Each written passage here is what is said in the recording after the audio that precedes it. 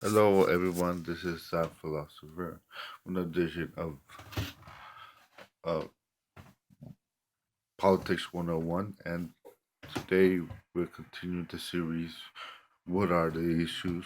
Where we'll talk about all the issues that will um, have arisen or will arise in the presidential race of 2016. Um, Today our focus are gonna be on welfare, and I'm gonna divide this topic into two parts because there are two types of welfare. One is corporate welfare, and then one individual welfare. Now there's because um when when they're talking about welfare, um, the left the left talks talks about corporate welfare, but when the right talks about welfare, mm, it talks about individual welfare. Um, and certainly both both types of welfare needs to be addressed. Now, the first um type of welfare I'm gonna address is corporate welfare. Now, here are the arguments between those. Now, pretty straightforward. One argument, um, there's the um what I call the crony capitalist argument for welfare is that um um there are industries that need the aid of the government, such as the green energy sector. You see the case with Solyndra and other Sun Power and other companies that receive loans from the government to um to start what you call green companies. The argument that that is made is that the- these these companies create jobs, and therefore it is incumbent for the government to subsidize these companies in order for to create employment and also, but the um, corporate for doesn't just reduce itself to new companies.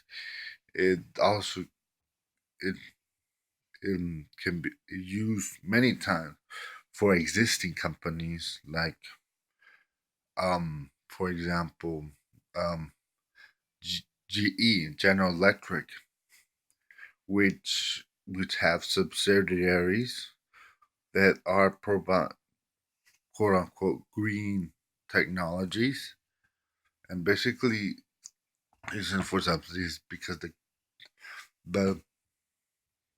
the government is for the government to encourage activities that the government sees as beneficial for for the community and the economy at large.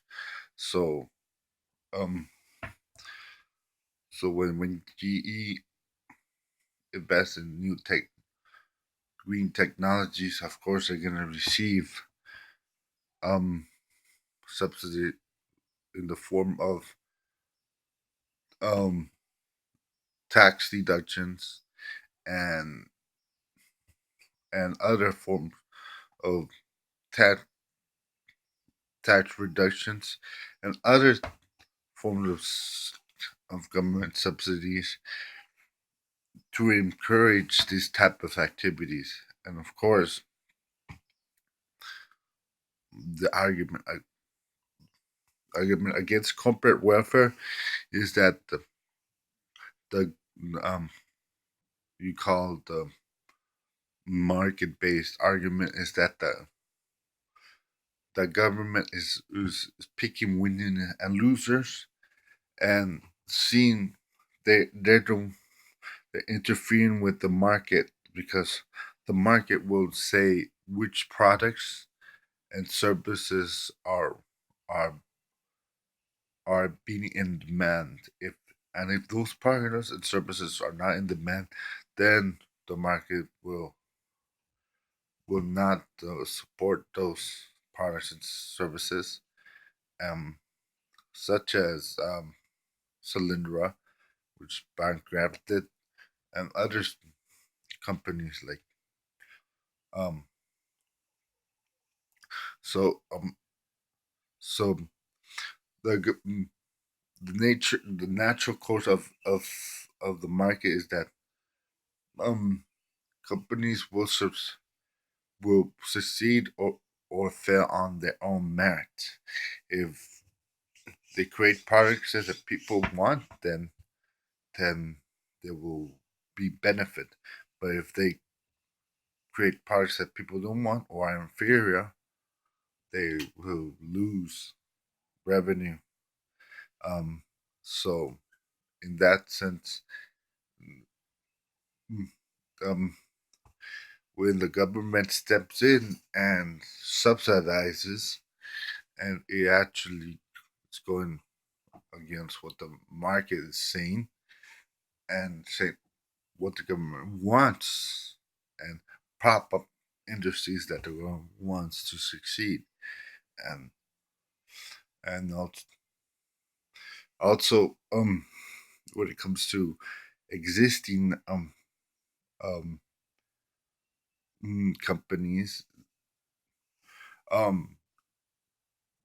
um crony cap um corporate welfare actually distorts the market because um it um it gives an advantage to the companies that are receiving the the government subsidies, the the corporate welfare against people, and pays that disadvantage of those who are not receiving that corporate welfare, and those those companies are not receiving the welfare fail because they don't have that subsidy, and those that are receiving the subsidy or corporate welfare do not fail because they're propped up by the government. So in that way, they distort competition.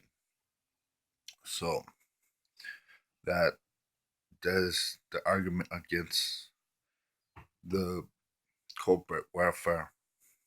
Um, so I um next video will be focused on individual welfare because that's where I think the most contention is.